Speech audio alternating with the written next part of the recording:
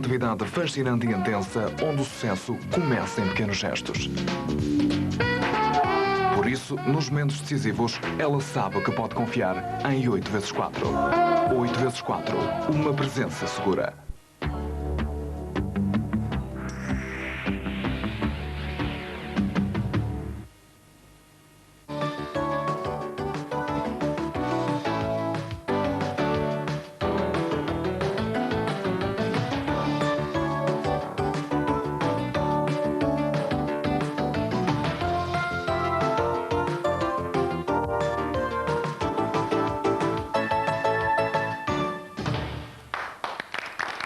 Olá.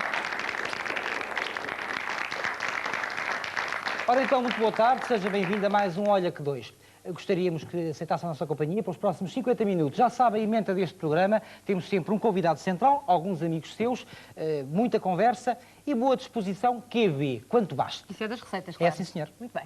O fado nasce na voz de quem o canta e no caso do convidado de hoje, o fado ganhou, com a sua voz, uma cor inconfundível. Carlos do Carmo fez só homem a cantar o fado. É um prazer tê-lo connosco.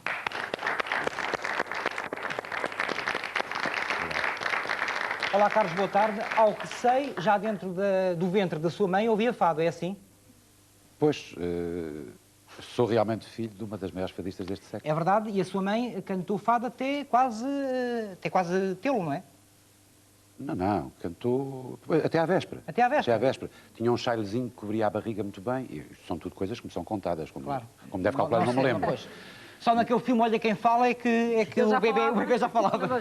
E era preciso, percebe? Era necessário mesmo. Era trabalho e, portanto, ela acho que usou o chaile para disfarçar, cobriu, até praticamente ao último dia. Cantou e no dia a seguir foi ter a criança. Isso quer dizer que para si o fado é sinónimo de vida mais do que para outra pessoa qualquer? Não, não é por aí. Acontece é que tenho pelo fado um grande respeito e tenho pelo fado, além de um grande respeito e de um grande amor, usando a palavra aqui sem sentido demagógico, tenho naturalmente também muita gratidão, porque é graças ao fado que eu construí uma vida e uma carreira, não é? No fundo, o Carlos viveu a sua vida toda no meio do fado, não só pela atividade dos seus pais, mas porque morava na Rua da Bica, que é mesmo ali ao lado do Bairro Alto. O que é que se recorda desse menino de Lisboa tão ligado ao fado? Olha, eu vivi no bairro da Bica até me casar. Nasceu na Moraria, não é? Nasci na maternidade de Magalhães Coutinho, no bairro da Moraria, portanto. E vivi até me casar no bairro da Bica. Tenho todas as recordações que têm a ver com uma geração que vive em bairro. Portanto, brincámos na rua, jogámos à bola na rua, fizemos carrinhos onde punhamos sabão por baixo para deslizar nas rampas. Tenho essas gratas recordações das brincadeiras de infância das pequenas aldeias de Lisboa, que são os bairros de Lisboa. Hoje, penso eu que são difíceis essas brincadeiras, o jogar à bola na rua e tudo isso, porque o parque automóvel não o permite. Mas naquela altura era possível e era muito bonito e guardo uma recordação incrível. E quando vou ao meu bairro, acontece-me periodicamente ir ao bairro da Bica, levar amigos meus a conhecer o bairro ou qualquer repórter estrangeiro que vem aqui. É uma maravilha encontrar-me com as pessoas porque estão às janelas, estão cá embaixo e olá menino, olá menino, olá meninos. Afinal, o Carlos é um miúdo da Bica também. Sim, de certa maneira. Olha que bem. É? Isto tem a ver com o fado do Fernando Farinha. Exatamente. Que esse sim, miúdo da Bica, foi o cognome que recebeu o meu querido Fernando Farinha. Ainda foi naquela zona que estudou em criança sob o comando da Dona Olímpia. Como é que era essa sua professora da escola primária? Era uma pessoa inesquecível, a minha professora de escola primária. Portanto, eu subia a Rua da Bica do Arte Belo, a Rua do Ascensor, e descia a Calçada do Combro. E na Rua do Poço dos Negros existia a tal escola da Dona Olímpia, que era uma pessoa extremamente austera. É bom lembrar que, portanto, a minha geração, uma geração que na escola primária tinha professores que podiam bater nos alunos, reguadas, etc. Eu apanhei algumas. E, portanto, isso era autorizado. E o Carlos apanhou? Muito poucas vezes. Curiosamente, muito poucas vezes. Porque não era que o temor de apanhar, era o desejo de cumprir e contrariar. Porque a Dona Olímpia não batia, não dava reguadas, porque nós fazíamos uma garotice qualquer, natural. Não. É porque não estudávamos, é porque não estávamos a fazer as cópias bem feitas, ou os ditados bem feitos, ou a tabuada, as coisas fundamentais. Ela enervava-se pelo lado do estudo, que não pelo lado do comportamento. O Carlos estudava imenso, até fez a terceira, a quarta classe e a admissão tudo no mesmo ano? Pois, isso, sabe, isso tinha a ver com uma coisa que tem um antecedente. É que eu fiquei criança, muito ávido de aprender.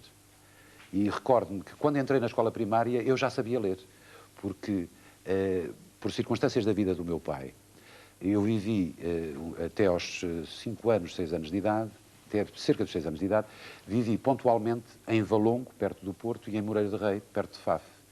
E o meu pai era leitor do jornal O Século.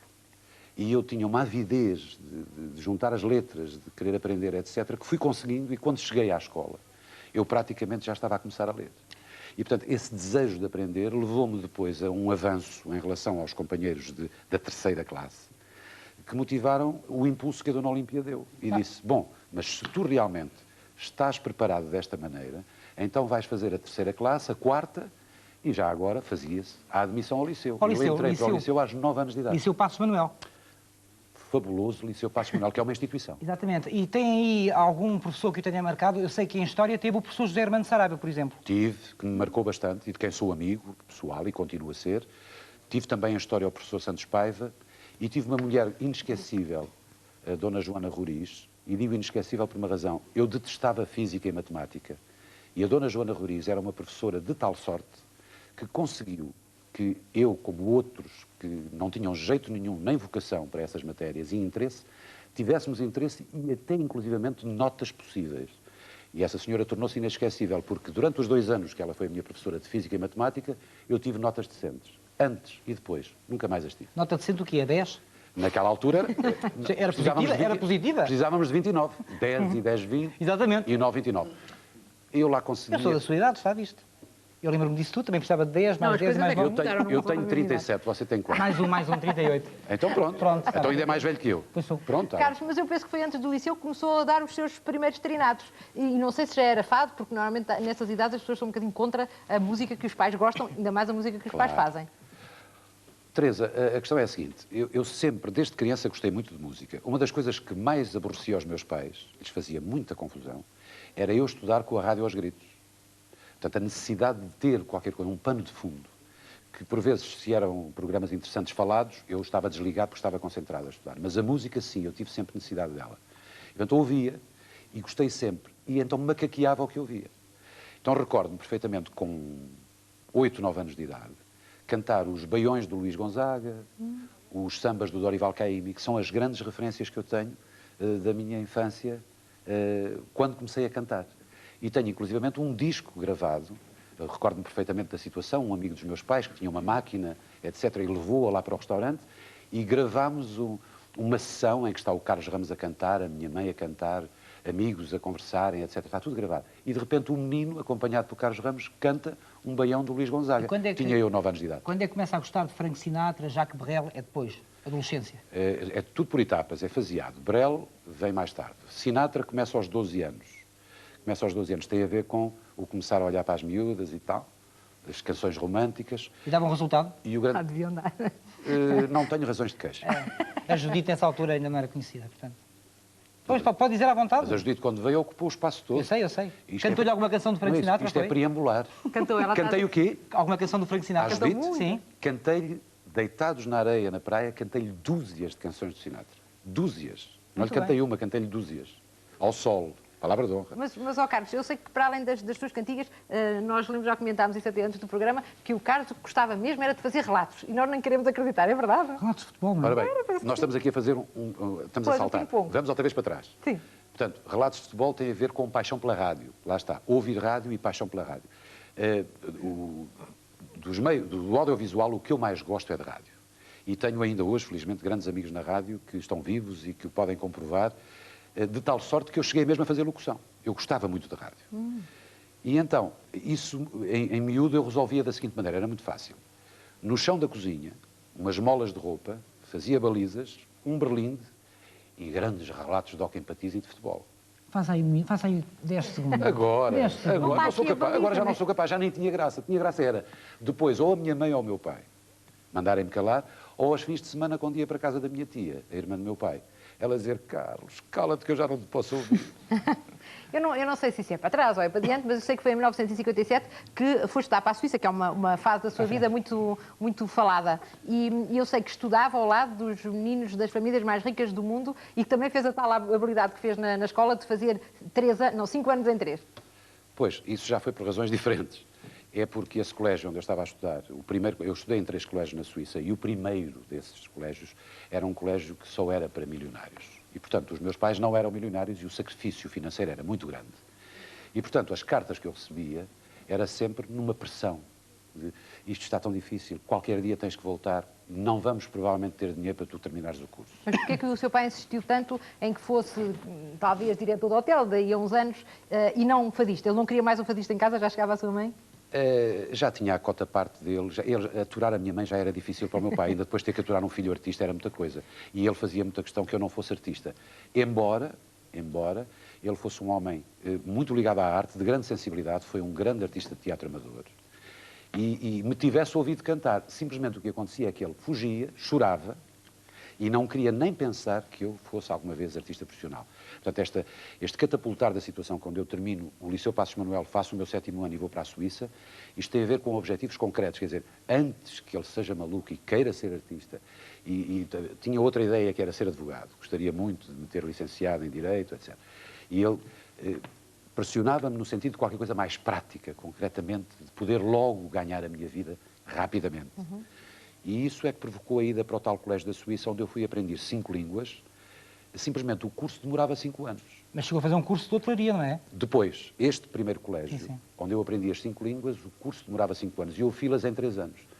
De tal sorte tinha que estudar e de tal sorte estava já envolvido naquilo tudo, porque o francês eu tinha que ler os clássicos, Molière, etc., e depois o Shakespeare, e depois o Goethe, e depois o Dante, para aprender as línguas, e o Cervantes. Portanto, de tal sorte eu estava envolvido naquilo tudo, que me recordo de chegar a Portugal, terminando o curso, chegar a Portugal, estar o meu pai à espera e a minha mãe no aeroporto, e eu começar a falar italiano com eles, sem ser capaz de fazer outra coisa.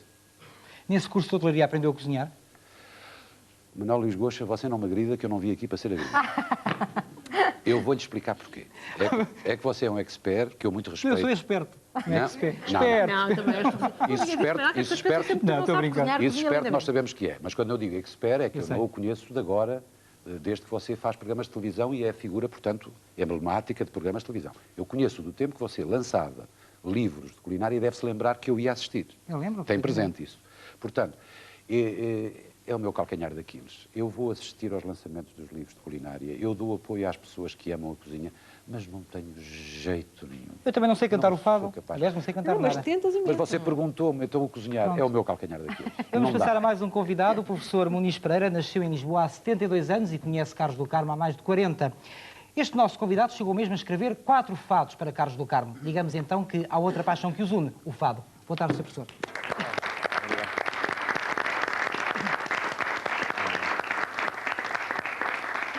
É um grande apreciador de fado. O que é que o seduz na forma como o Carlos interpreta o fado? Olha, além da voz, que eu considero muito boa, e da dicção, que eu acho muito importante no fado, as palavras, perceberem essas palavras, não é? O que eu aprecio muito no Carlos é o profissionalismo que ele põe em tudo quanto faz na sua carreira. A gravação de um disco para ele é um problema importantíssimo, não é mais uma gravação, é sempre muito importante. A escolha do repertório também uma escolha muito importante, porque não é qualquer música que ele canta, e eu tenho essa experiência. Portanto, tudo isso é que eu aprecio muito. E de tal forma que eu tenho em minha casa uma coleção de 34 bilhetes, de 34 espetáculos que eu assisti do Carlos em 10 cidades diferentes, entre elas em Paris. É a mesma emoção assistir a um espetáculo que envolve fado aqui em Portugal e no Olimpiá, por exemplo, que eu sei que foi assistir ao espetáculo do Carlos?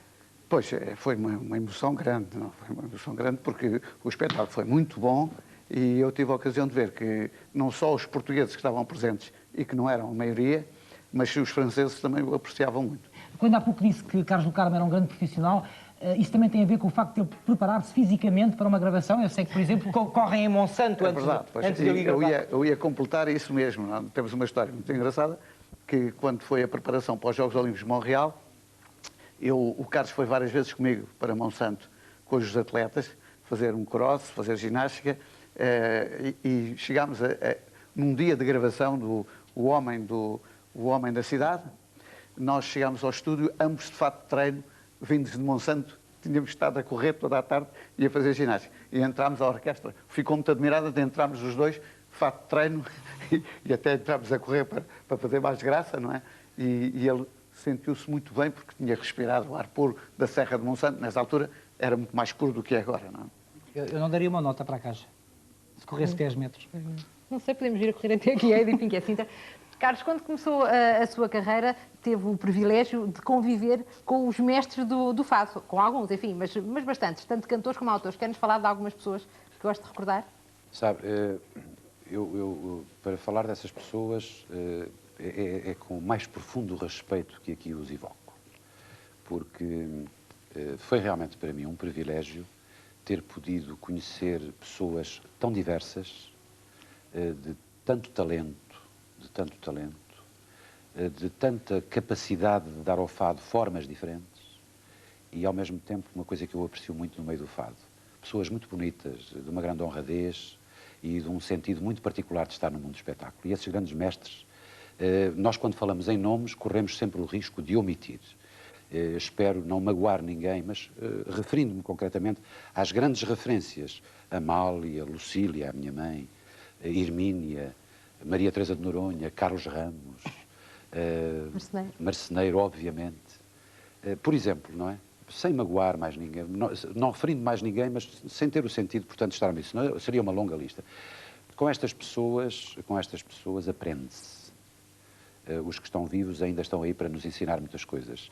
E o fado, que é uma tradição oral, que não tem escola, tem essa grande vantagem. Se quisermos escutar quem o vive e quem o canta e quem o vive intensamente no dia-a-dia, é ao fim e ao cabo a única maneira que temos de o aprender, porque ele passa, como tradição oral que é, ele passa por essas emoções e por essas experiências. O segredo da sua carreira, com tanto sucesso, terá a ver também com um estilo muito seu de cantar. Eu penso que li algures uma frase sua que é: quando alguém é comparável a alguém, pode ter uma carreira necessariamente curta.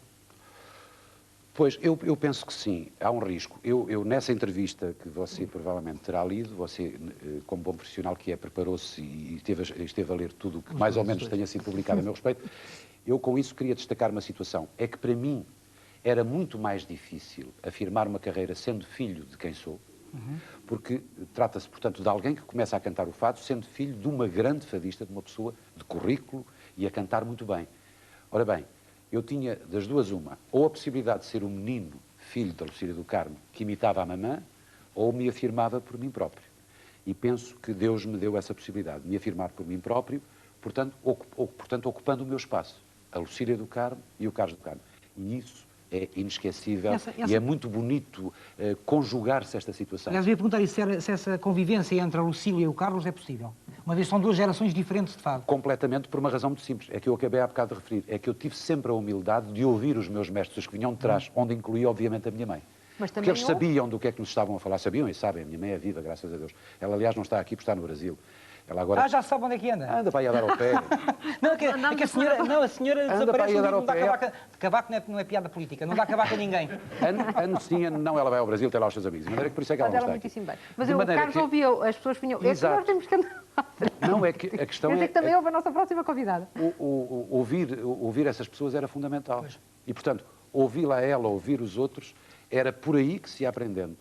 Agora, o que era interessante, e isso é que eu gostava aqui de deixar, da mesma maneira que eu falo com ternura dessas pessoas, é muito bom lembrar no início da minha carreira a ternura que essas pessoas sentiam por um miúdo que começava. Muito bem. Enfim, a nossa próxima entrevistada é filha do Carlos do Carmo, produtora de televisão, é responsável por alguns dos programas que os espectadores do Canal 1 tão bem conhecem. Sexualidades, Isto Só Vídeo, Feira da Música, Carlos Cruz, quarta-feira, são alguns dos exemplos. É um prazer ter connosco a Cília do Carmo. Ainda há outros programas, não há, Cília? Para já, estou a preparar os do ano que vem ainda. Oi. Mas não é o Isto Só Vídeo também não é teu? Está aí? Eu disse. Pensei que não A nossa Sila trabalhou contigo 2 anos. É mais minha que tu, desculpa. É verdade, é Não, verdade. mais do Carlos, Sim, pronto. sim. Olá, Sila, boa tarde. Eu penso que uma das imagens que guardarás do teu pai, quando... Olha, agora estou a tratar por tu, paciência, agora vai mesmo ser Está à assim. vontade. Na infância, que era a tolerância, não é? Era um pai muito tolerante contigo quando eras criança, é? Sim, sempre foi. E brincalhão, bem disposto.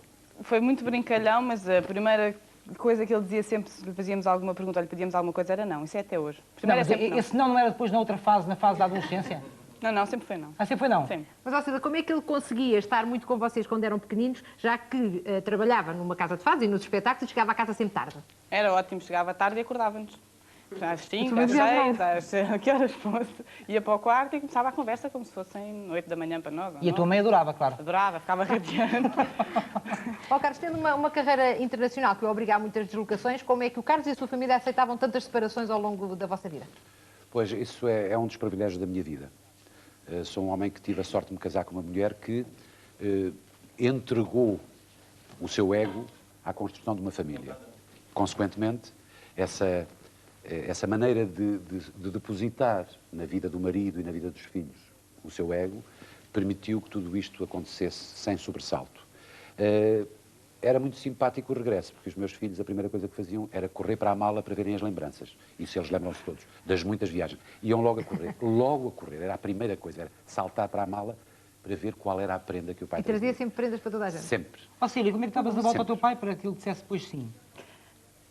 Até hoje nem se isso fácil, mas acaba sempre por dizer que sim, isso é que é dramático. É que a primeira resposta é não e não há nada que nós lhe tenhamos pedido até hoje que ele não tenha acabado por fazer. Mas, ó Cida, tu tens uma forma que alguns podem considerar bizarra de mostrar o grande amor que eu sei que tens pelo teu pai, que é criticando-o. Ou seja, nos espetáculos... Alguém tem que o fazer, senão é horrível. Mas ele ouve-te, como é que é? Que tipo de críticas é que ele faz? Ouve. Sim, mas verdade. chateio bastante. Eu acho que tem É mesmo. verdade. Porque ele é um bocadinho chato, entre aspas. Mas que críticas é que fazes? Por Essa exemplo? mesmo. Acho que ele é um bocadinho chato. Acho que fala muito.